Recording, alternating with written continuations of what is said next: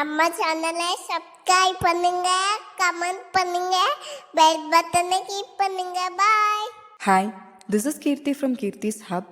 இன்னைக்கு பார்க்க போகிற டாபிக் உள்ளன் கிளாத்தை ரப் பண்ணுறப்ப எப்படி சவுண்ட் அண்ட் ஸ்பார்க் வருது அப்படின்றத பற்றி பார்க்கலாம். இந்த உலகத்தில் எல்லாமே ஆட்டம்ஸ் அண்ட் மாலிகுல்ஸ் ஆனது அப்படி தானே. உள்ளன் கிளாத்லையும் பாசிட்டிவ் அண்ட் நெகட்டிவ் சார்ஜஸ் இருக்கும். நம்ம உரசுறப்ப கையிலையோ இல்லைனா வேறு ஏதாச்சும் திங்ஸை வச்சு உரசினாலும் எலக்ட்ரிக் ஃபீல்டு க்ரியேட் ஆகும். அப்படின்னா நம்ம உரசுற பிளேஸு ஹீட் ஆகும். அப்போது எலக்ட்ரிக் பொட்டன்ஷியல் க்ரியேட் ஆகும். எலக்ட்ரிக் பொட்டன்ஷியல்னா என்னென்னா சார்ஜஸ் மூவ் ஆகிற ஒரு சுச்சுவேஷன் அரைஸ் ஆகும். அதாவது உள்ளனில் இருக்கிற எலக்ட்ரான்ஸ் டிஸ்சார்ஜ் ஆகும்.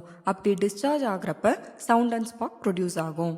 இந்த சவுண்ட் அண்ட் ஸ்பார்க் எப்படி க்ரியேட் ஆகுதுன்னா உள்ளன் கிளாத்துக்கும் நம்ம உரசுற திங்ஸ் என்னவோ அதுக்கு இடையில இருக்கிற ஸ்டாட்டிக் எலக்ட்ரிசிட்டி. ஸ்டாட்டிக் எலக்ட்ரிசிட்டினா என்னென்னா எக்ஸஸ் ஆஃப் எலக்ட்ரான்ஸ் மெட்டீரியல்குள்ளே இல்லைனா சர்ஃபேஸில் இருக்கும் டிஸ்சார்ஜ் ஆகாமல். எக்ஸ்டர்னல் ஃபோர்ஸ் கொடுக்குறப்ப எலக்ட்ரான் டிஸ்சார்ஜ் ஆக ஆரம்பிக்கும். இங்கே எக்ஸ்டர்னல் ஃபோர்ஸாக நம்ம ஃப்ரிக்ஷனல் ஃபோர்ஸ் கொடுக்குறோம். ஃப்ரிக்ஷன் அப்படின்னா உரசுறது. அந்த ஃப்ரிக்ஷனல் ஃபோர்ஸ் கொடுக்குறப்ப எலக்ட்ரிக் பொட்டன்ஷியல் க்ரியேட் ஆகும்.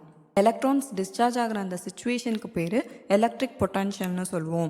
உள்ளனில் உரசுறப்ப எலக்ட்ரான்ஸ் உள்ளன்லேருந்து நம்ம எந்த திங்ஸை வச்சு உரசுறோமோ அதுக்கு ட்ரான்ஸ்ஃபர் ஆகும்.